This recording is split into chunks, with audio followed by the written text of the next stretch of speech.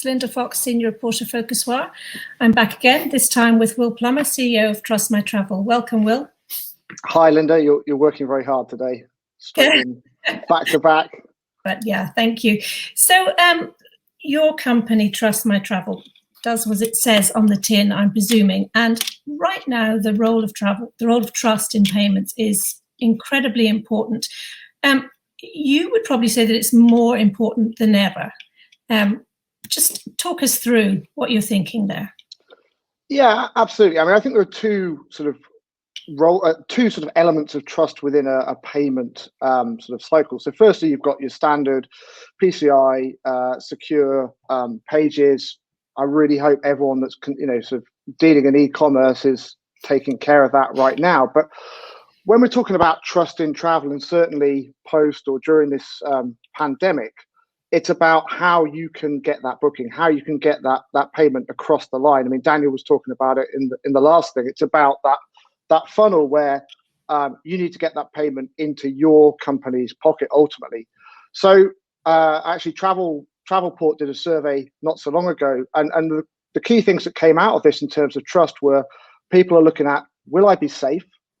As a company, will you deliver? And if you don't deliver, am I going to get my money back? Where's my money going, and what the mechanism is for that? And I think, certainly looking from a UK and probably European perspective, there's been all sorts of issues with the sort of refunds, the credit notes, Atol Abta talking about all those things. And I think as a consumer, you're going, well, why do I want to book with this travel company versus that travel company? I think it does come down to trust now. I trust them that the money is going somewhere safe and that I know exactly where it's going to be throughout the whole process. You're right. And I mean, lots of consumers got burned during the pandemic with refunds, and they still, we're still hearing those stories. People trying to get their refunds. So how do we go about then restoring that trust? So, I mean, first and foremost, and perhaps we would say this, I mean, I think we need to get better as an industry at looking at financial protection for consumers. I mean, in Europe, we've got the package travel regulations, which, requires a travel company to put money into escrow or have an insurance policy or a bond in place. I think that needs to be shouted about. I think it needs to be, potentially expanded into other regions. You're handing over a lot of money. I don't think it's unreasonable that there is some kind of concession to the security of that money. But I also think there needs to be greater transparency around terms and conditions. I mean, how often is a terms and conditions simply a link on a checkout page or a tick box? I would suggest that not a lot of people read terms and conditions. That potentially more fool them. But that's the crux of the whole situation. And I think you need to be very clear on your terms and conditions. And I would suggest people need to highlight them a little bit better. People want to know what's happening and their right to get money back in circumstances. There are so many varying circumstances right now. I think there needs to be greater clarity on that. I saw something from eMarketer. I think it was something like mobile payments increased more than 20% during the pandemic. So what I was going to ask you was, do you think, trust will almost come by force of habit because, we just get so used to doing mobile payments, same as we've got so used to doing Zoom and virtual events, that that trust will just come back in an almost natural way? I mean, I hope so. I think there's kind of a bit of a crux in terms of the longer we are restricted, the longer that people, can't get out, can't spend money, certainly abroad. I think, unfortunately, more companies will fall by the wayside. So there probably will be more of a change and a much needed change, and those habits will change, as you're suggesting. I think there is a danger which, while I want everyone to get back to business as quickly as possible, that as soon as the forces of money rear their heads again, it will be back to sort of a little bit the Wild West in places. I'm not saying that's across the board, but I think actually there's an opportunity to make some decent changes within the industry, and that does revolve around payments. That does revolve around the security of customer money. And when you say Wild West there, is that because you think that we just all in the industry be so kind of desperate to make some money back that we won't kind of seize these opportunities? I don't want to say all, because I'm picking on a few bad apples, and that's unfair. But I think that there have been issues where you look at travel companies that are selling discounted holidays for 2022, 23, and you think, well, that's to get cash in the bank and to sustain their business. That is a minority, don't get me wrong, and I'm not going to cast aspersions otherwise. But I think we have picked up a bit of a bad reputation as an industry, and I think in order to restore trust in the industry, in order to actually maintain the companies that are doing it right, we do need to get something in place. We do need to have the people that are using Zoom, that are using mobile payments, getting used to calling into question the companies that they're booking with. And I mean, that would require a real kind of fundamental change there, because when you think about travel and tour operators, online agents, the margins have been so thin traditionally that that's how they've had to conduct business. So do you see consumers driving that change to putting in place something different, or how might that happen?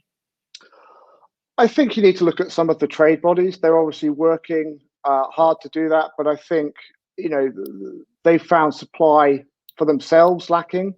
I also think that no one expected Armageddon in the travel industry. No one expected COVID to come along. And I think it's called into question a number of things. And I think there is an opportunity to rebuild, but it will be consumer driven. I think the people that are going to benefit, or the companies that will benefit on the flip side of this, are not the ones that are selling the cheapest trips. They're the ones that are doing it right. They are gaining that trust. They're gaining that reputation for looking after the consumer. And as I say, it's about safety, obviously, with COVID, all of the restrictions on that. But it is about, will you deliver my service? And if you don't deliver my service, how am I protected? Okay, let's move on here.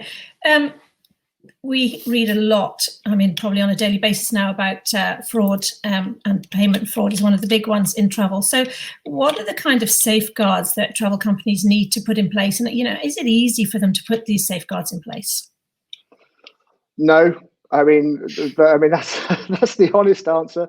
I can't remember the statistic, but for every pound a bank spends in sort of fraud, preventing fraud, the fraudsters are spending a lot more. They're highly sophisticated.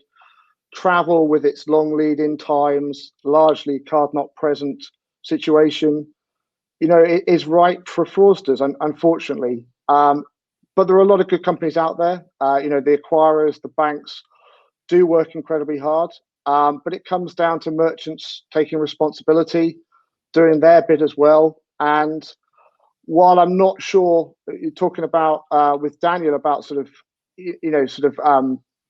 having a standard for payments. Certainly, it is about coming together and working together on things like fraud, because you can recognize behaviors, you can recognize exposures, you can recognize, stolen cards, trends that aren't expected. And I think that's what it really needs in that side of things. But look, it's not easy, and unfortunately, when it comes back, I think travelers industry will be sort of ripe for it again. So as a merchant, you need to be very cautious, put decent policies in place. And if you're engaging with a customer, if you have the opportunity as a business to do that, because nothing eradicates the fraudsters than that kind of communication. And again, obviously, that comes back to building trust. So exactly. You're right. I did talk to Daniel a little bit about standards and whether they were necessary. And really, Daniel and I talked about cross-border payments. But what about kind of B2B payments? In terms of standards, or just in general? Well, generally, the challenges and then standards as well. I think there are a lot of challenges insofar as what's become very popular at the moment is virtual cards, a lot of prepayments. With that, again, COVID's shown up some issues with that, exposed people on that side of things. But then the banking system isn't necessarily any better. Utilizing a SWIFT, if you've got to make international transfers, has its own issues. not least, you can't get your money back easily unless the receiving party is, prepared to play along with that. Do I think there need to be standards? I think it would be something that would be incredibly hard to do specific to the industry. Payments is such a big beast, whether it be from an acquiring side or whether it be from an issuing side. And, travel, yes, makes up a decent proportion of that, and obviously has a lot of the cross-border side of things.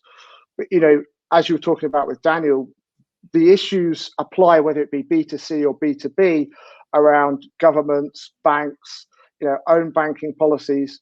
You only need to look at how they sort of don't want to adopt crypto, which, has its own challenges, but, to realize that standards will be very hard to implement. And it's about working with, I think, a number of different solutions around the world, subject to what fits your business.